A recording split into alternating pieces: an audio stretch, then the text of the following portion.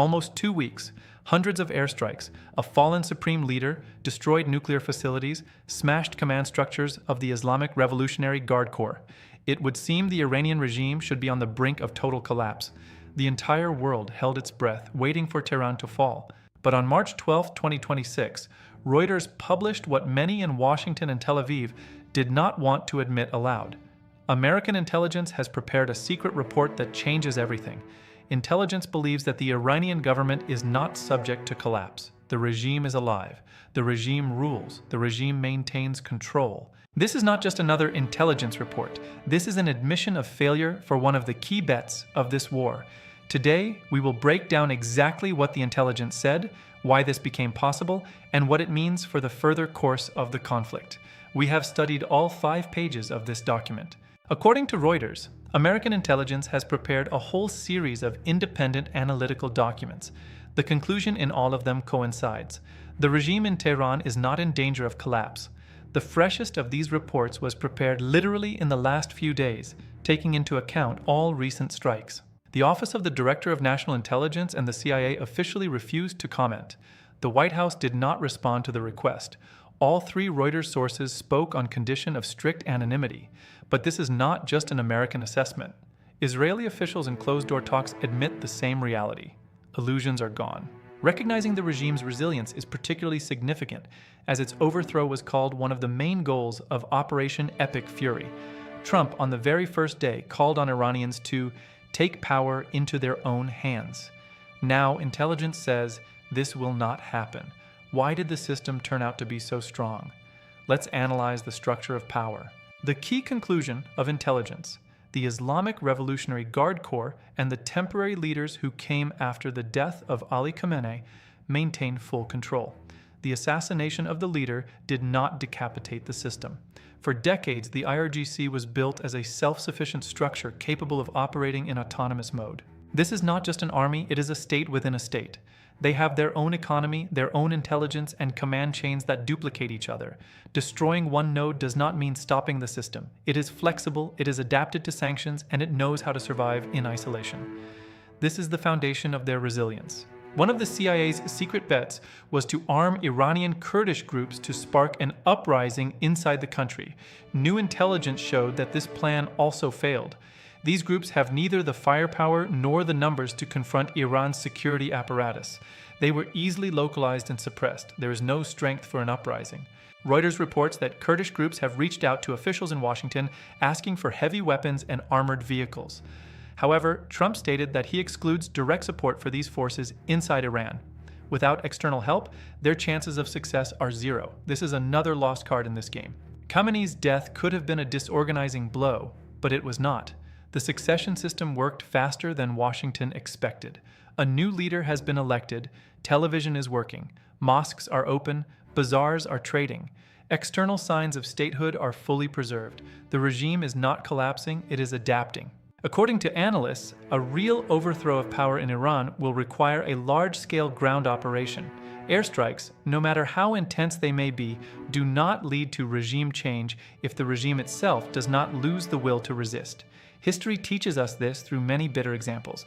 Remember Serbia, Iraq, and Libya. Only in the case of a ground operation will the population be able to safely take to the streets for mass protests, while the security structures are paralyzed by real combat operations. But the price of such an operation would be catastrophic. This means tens of thousands of lives and trillions of dollars. And even that does not guarantee success. U.S. intelligence understands this. Back on March 7th, the Washington Post reported the existence of a secret report by the National Intelligence Council. Its conclusion was even tougher. Even a large-scale U.S. offensive is unlikely to allow the displacement of Iran's entrenched military clerical establishment. This is a sober assessment against the backdrop of politicians' statements. The failure is obvious. The Trump administration is at a crossroads.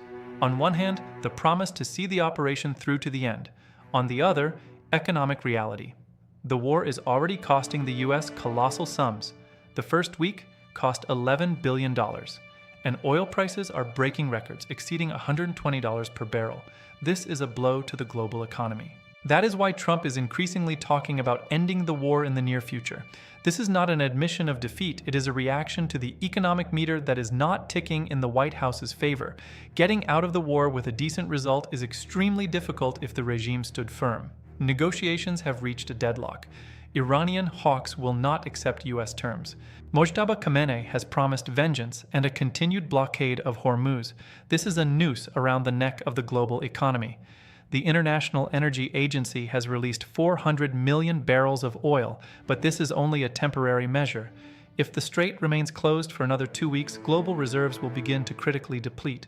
We are on the edge of the abyss. The clock is ticking. So, the 13th day of the war, Iran stood its ground. Despite 900 strikes, the regime controls the country. Regime change from the air has turned out to be a myth. For Trump, this is a dilemma. Continue a war without a goal or stop and explain why it all started. Neither side sees a way out of this not yet. Stalemate. The Strait of Hormuz is closed. Time is running out. We will follow every step. Stay tuned for updates on our channel. This was a special report. Thank you for being with us. Stay informed on world-scale events. Until next time. End of recording.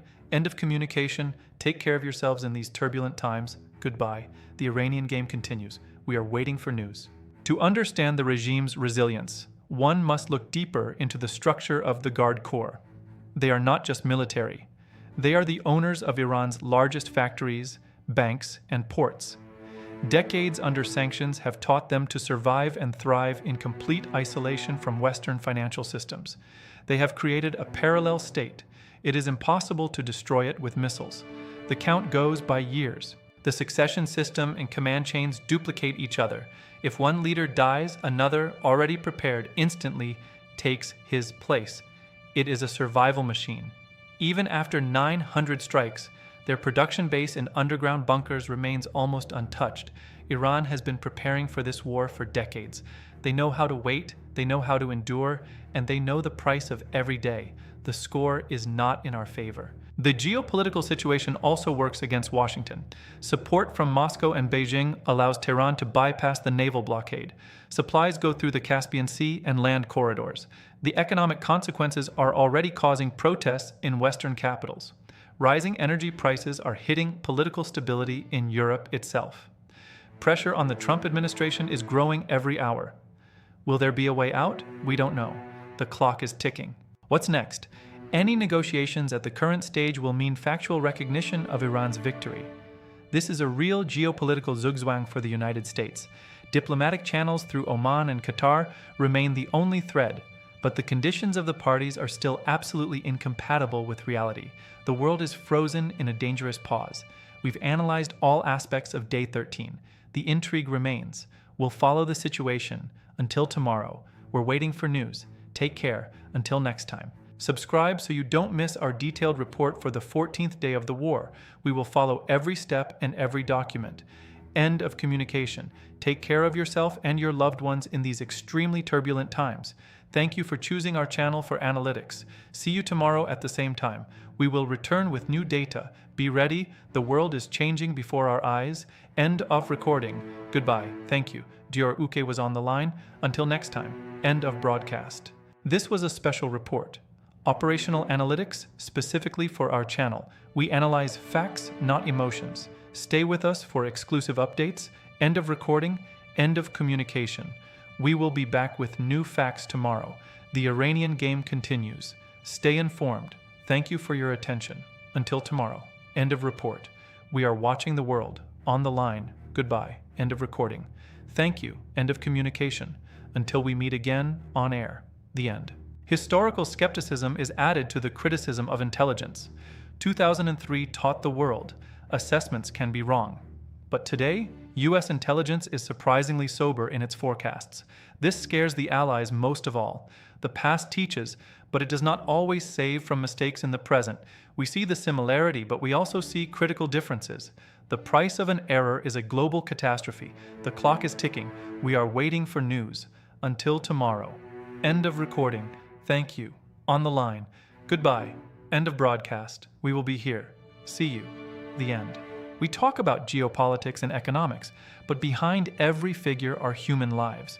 The flows of refugees to Turkey and Iraq are growing by the hour.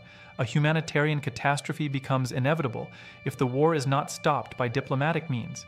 The world is paying a huge price for the mistakes of its leaders every day, and this price is grown. We must not forget this. We will follow the humanitarian situation.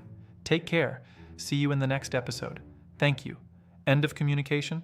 Until tomorrow, we'll be back on the line. Goodbye. The end. The Iranian game continues. For now, there is a stalemate on the board. No one can win, but no one wants to give in.